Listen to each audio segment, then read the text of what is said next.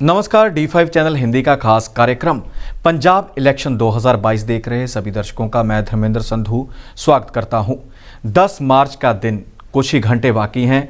10 मार्च यानी कल नतीजे घोषित हो जाएंगे। सुबह से ही रुझान आने भी शुरू हो जाएंगे कि कौन जीत रहा है, कौन हार रहा है, कौन आगे है, कौन पीछे है। इसके ऊपर भी चर्चा करेंगे और चर्चा करेंगे आज के इस कार्यक्रम में कि अब तक कितनी बार पंजाब में इमरजेंसी लग चुकी है, कौन कितने दिनों तक मुख्यमंत्री बन चुका है। ये काफ़ी जो खजाना लेकर आए हैं प्रदीप शाही जी। शाही जी, आपका स्वागत है। नमस्कार। शाही जी, सबसे पहले यही शुरुआत करते हैं कि पंजाब में मुख्यमंत्री सबसे कम दिनों के लिए कौन बना था? जी, बहुत रोचक जानकारियां हैं ये। सबसे पहले तो कि मात्र 22 घंटे रह गए हैं और 22 घंटे से भी शायद कम का ही समय रह गया संधू साहब। तो नई सरकार का गठन तैयारी पर है। तो इस पर यह चर्चा इसलिए आवश्यक बन जाती कि कौन मुख्यमंत्री पंजाब का बहुत कम समय के लिए सत्ता नशीन रहा।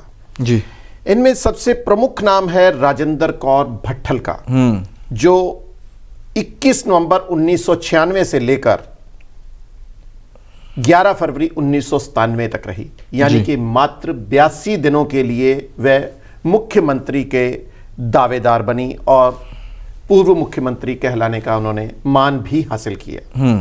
इसके अलावा अगर और बातचीत की जाए तो वो है चरणजीत सिंह चन्नी की, जो अभी तक मुख्यमंत्री हैं और कल 10 मार्च के बाद नई सरकार के गठन होने के बाद जो भी सत्ता नशीन होगा उसके मुताबिक नया मुख्यमंत्री पंजाब में राज करेगा।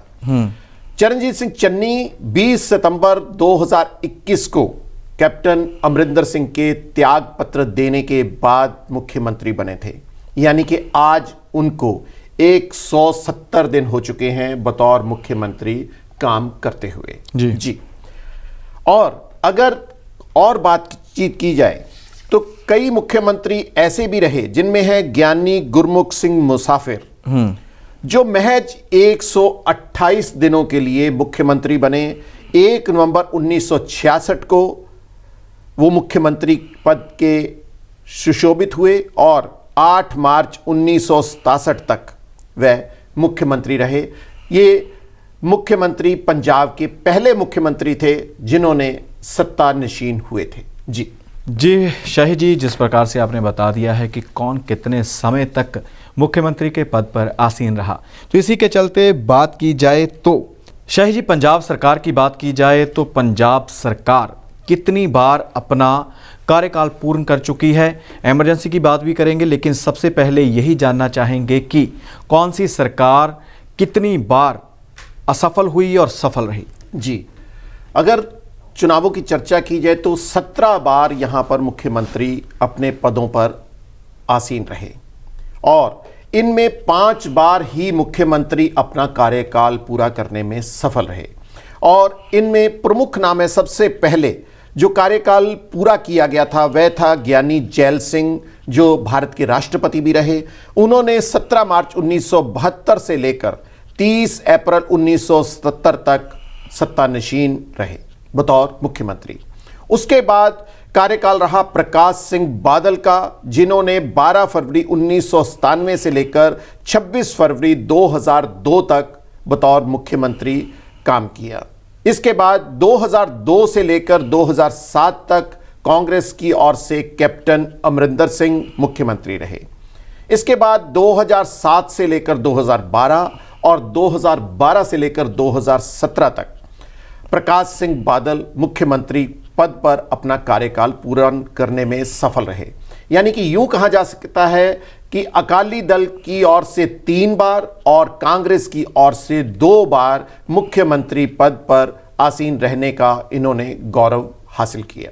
और साथ ही ये भी बता दीजिए कि इमरजेंसी पंजाब में कितनी बार लग चुकी है और क्या कारण थे, ये भी संक्षेप में जानेंगे। जी, प्रेसिडेंट रूल पंजाब में 5 बार रहा और सबसे खास बात ये कि 11 जून 1987 से लेकर 25 फरवरी 1992 तक लगभग 4.5 पौने 5 साल का समय के लिए राष्ट्रपति शासन यहां पर लगाया गया। पंजाब में कुल 5 बार राष्ट्रपति शासन लगा।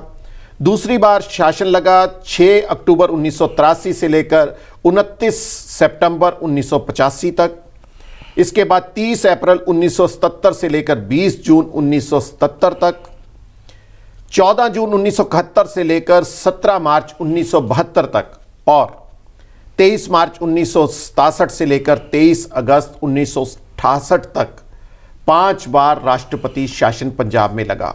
और सबसे कम शासन राष्ट्रपति का रहा वह है 51 दिनों के लिए 1977 में। जी शाही जी, अगली चर्चा करते हैं वो ये है कि बड़े बड़े दिग्गज नेता हैं जो कई बार मुख्यमंत्री रह चुके हैं, उप मुख्यमंत्री रह चुके हैं और माना जाता है कि जिस सीट से भी वो अपना नामांकन पत्र दाखिल करते हैं वो जीत हासिल करते हैं। लेकिन इस बार जो एग्जिट पोल हैं उनमें से कुछ पोल ऐसे हैं जो बता रहे हैं कि इन जो दिग्गज नेताओं की किस्मत भी दांव पर लगी हुई है। पता नहीं कि इनकी जीत होगी हार होगी। जी, इसमें एक एग्जिट पोल पर हम खास तौर से चर्चा करेंगे संधू साहब, वो है दिल्ली यूनिवर्सिटी की ओर से जो पहली बार अपना एग्जिट पोल पेश किया है। जी, उसमें उनके अनुसार कांग्रेस को 29 सीटें प्रदान की जा रही हैं, भारतीय जनता पार्टी को 17 सीटें, आम आदमी पार्टी को 70 सीटें, निर्दलीय को 1 सीट। जी, यानी कि अकाली दल को कोई भी सीट प्रदान नहीं की जा रही। ये खास हैरानी की बात है। यदि इस एग्जिट पोल की बात की जाए तो इसमें एक खास बात उभर कर यह आ रही है कि प्रकाश सिंह बादल जो कि 5 बार मुख्यमंत्री रहे पंजाब के, सुखबीर बादल, विक्रम सिंह मजीठिया, ये 3 नाम ऐसे हैं, यदि अकाली दल को कोई भी सीट नहीं मिलती तो क्या इन 3 महारथियों की या राजनीतिक दिग्गजों की क्या हार होगी? ये एग्जिट पोल का कहना है। हम इसकी प्रामाणिकता पर सवाल चिन्ह कोई नहीं लगा रहे, सिर्फ एक चर्चा का विषय है। तो ये चीज एक खास तौर पे है कि क्या इस तरह की स्थितियां बन सकती हैं आपकी नजर में? जी बिल्कुल, जिस प्रकार से बड़े दिग्गज नेता हैं शाही जी, उनका पूरा दांव पर लगा होता है सारा कुछ, चाहे उनका वहाँ का रुतबा है, वहाँ का उनका दबाव है, वहाँ का उनका जो ओहदा है, बड़ा जो पद है, वो भी सारे दांव पर लगे होते हैं। लोगों की नज़रों में एक छवि होती है कि नाम लेना भी यहाँ हम मतलब सही समझेंगे कि कैप्टन अमरिंदर सिंह की बात की जाए, प्रकाश सिंह बादल की बात की जाए, चरणजीत सिंह चन्नी जो काफ़ी नाम बना चुके हैं उनकी बात की जाए, भगवंत मान मेंबर पार्लियामेंट हैं, वो भी दावेदार हैं मुख्यमंत्री के। तो इस प्रकार से लोगों की नज़रें भी इसी के ऊपर ही टिकी रहती हैं कि इनमें से कौन जीतेगा कौन हारेगा। तो बड़ी बात है कि लंबी से जो विधानसभा क्षेत्र लंबी इधर मुक्तसर साहब के पड़ता है पास पंजाब में, तो वहाँ से प्रकाश सिंह बादल ने नामांकन पत्र भरे थे, वो वहाँ से प्रत्याशी हैं, लेकिन उनका भी कहा जा रहा है कि जो स्थिति है वो पूरी तरह से डावाडोल सी है। जी बिल्कुल, इसमें मैं एक और चर्चा की बात करना चाहूँगा। अभी हाल में ही पश्चिम बंगाल के चुनाव हुए थे, तो वहाँ पर भी जो मुख्यमंत्री पद की दावेदार थी ममता बनर्जी, वो भी अपनी सीट हार गई थी। बिल्कुल, और उसके बाद दोबारा चुनाव हुए तो उन्होंने सीट को विजय हासिल की। तो इस तरह की स्थितियां भी कई बार हो चुकी हैं, ये पहला मौका नहीं है।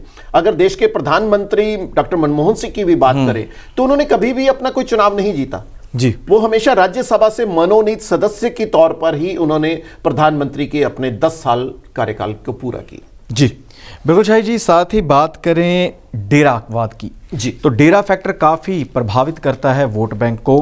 एक मैसेज जाता है जो आगे आगे फैल जाता है कि किसको समर्थन देना चाहते हैं डेरे वाले। डेरे बहुत हैं पंजाब में, अलग अलग बात की जाए तो काफ़ी जो नाम भी उनके मुश्किल हो जाता है उनका शुमार करना। तो इसी के चलते अगर एग्ज़िट पोल के नतीजे सही होते हैं, एग्ज़िट पोल के हिसाब से सरकार बनती है, तो डेरा फैक्टर है जो वो फेल होता दिखाई देगा। जी बिल्कुल, इसमें मैं कुछ प्रमुख डेरों की बात तो अवश्य करना चाहूंगा जी। वो है डेरा सच्चा सौदा राम रहीम।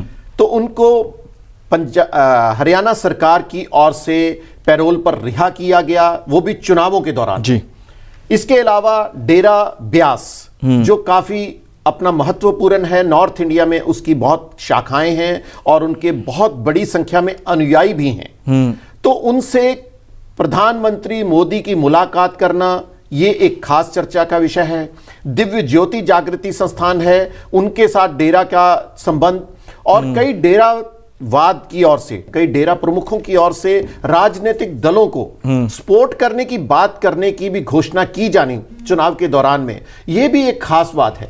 अगर ये चीजें हमारी स्पष्ट हो जाती हैं, और एक चीज सामने मैं जरूर कहना चाहूंगा, सभी राजनीतिक दलों के जो प्रमुख लोग हैं इन डेरा लोगों के सामने, उनके प्रमुखों के सामने नतमस्तक होते हैं या मुलाकातें करते हैं। परंतु अगर आम आदमी पार्टी की बात करें तो उनकी ओर से इन डेरा प्रमुखों के साथ कोई मुलाकात करने की कोई जानकारी नहीं मिली। अगर ये अपने आप को अलग रखने में कामयाब हो जाते हैं और अगर एग्जिट पोल भी सफल हो जाते हैं जी, तो पंजाब में डेरावाद की जो उनकी उपस्थिति है उनके ऊपर प्रश्न चिन्ह जरूर लगेगा। बिल्कुल शाहिद जी, ऊंट किस करवट बैठेगा, किसकी जीत होती है, किसकी हार होती है, कल से ही पता लगना शुरू हो जाएगा। सुबह 7 बजे से लगातार हम भी लाइव हो जाएंगे D5 हिंदी पे, D5 पंजाबी पे, और पल पल की जानकारी अपने दर्शकों को देते रहेंगे। तो इसी के चलते कल का दिन है काफ़ी अहम है। इतिहास बनेगा कि 10 मार्च को पंजाब में कौन सत्ता पर काब्ज हुआ था। आप कार्यक्रम का हिस्सा बने, आपका बहुत बहुत धन्यवाद है। जी धन्यवाद। सो दर्शकों, कल भी हम आपके साथ जुड़ते रहेंगे, लगातार बने रहेंगे लाइव प्रोग्राम के माध्यम से। तो आपने कल भी जुड़ना है, कल भी हमारे सारे कार्यक्रम देखने हैं, क्योंकि हमारे सहयोगी पंजाब में भी बने हुए और अन्य राज्यों में भी पूरी तरह से सरगर्म है कि हर स्थान की पल पल की जानकारी, कहाँ कौन जीत रहा है, कौन हार रहा है, वो आप तक पहुँचाई जाए। सो इसी तरह बने रहिए D5 चैनल हिंदी के साथ।